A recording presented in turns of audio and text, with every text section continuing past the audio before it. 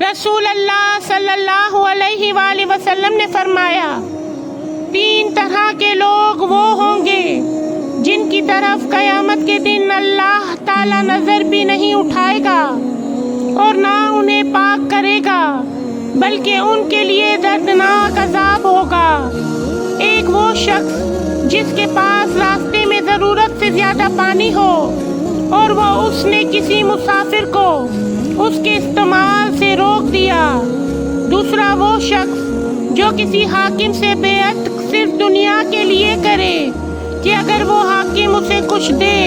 تو وہ راضی رہے ورنہ خفا ہو جائے۔ تیسرے وہ شخص جو اپنا بیچنے کا سامان عصر کے بعد لے کر کھڑا ہوا اور کہنے لگا کہ اس اللہ کی قسم جس کے سوا کوئی سچا معبود نہیں، مجھے اس سامان کی قیمت اتنی مل رہی تھی۔ اس پر ایک شخص نے اسے سچا سمجھا اور اس کی بتائی ہوئی قیمت پر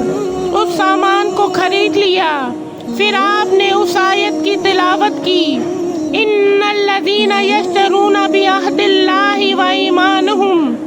ثمنا قلیلا، جو لوگ اللہ کو درمیان میں دے کر اور جھوٹی قسمیں کھا کر دنیا کا تھوڑا سا مال مول